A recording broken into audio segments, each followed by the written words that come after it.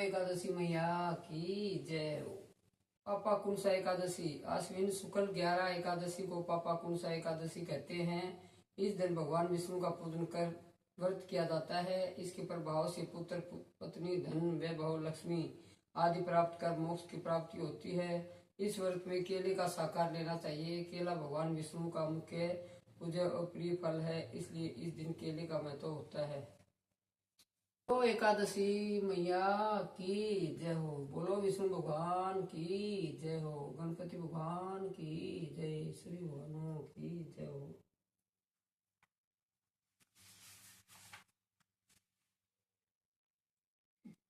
पाशा कुंसा एकादशी महात्म्य।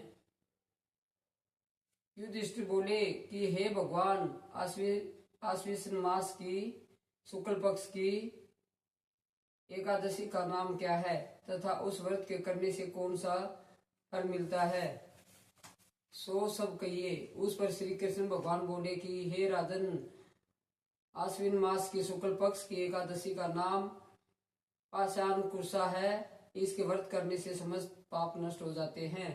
इस एकादशी के दिन मनवांछित फल की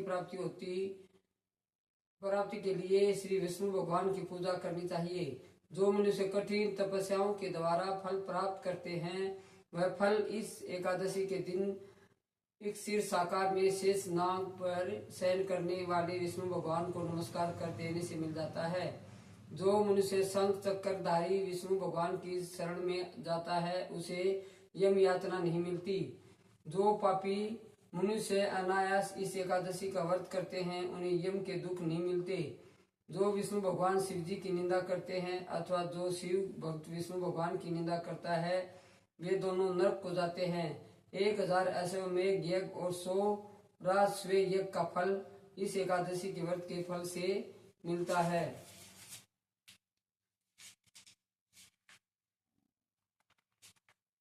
एकादशी के व्रत के फल के 16वें हिस्से के बराबर भी नहीं होता।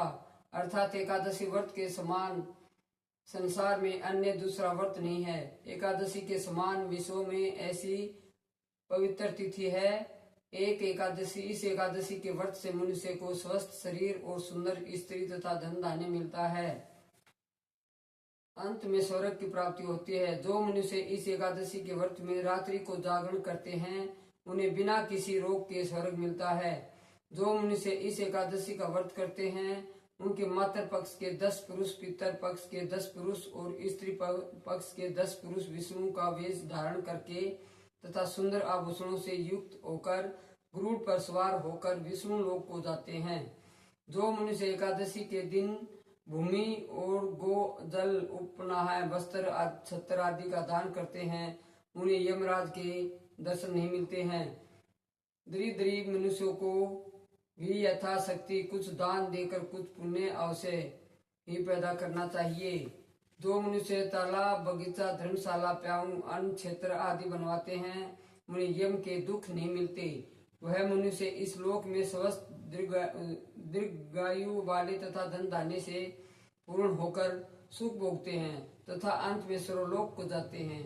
हे राजन, इन सब का सारांश यह है कि जो मनुष्य धर्म करते हैं, उन्हें सुख मिलता है और जो अधर्मी हैं, उन्हें दुर्गति भोगनी पड़ती है। बोलो एकादशी मैया की जय हो।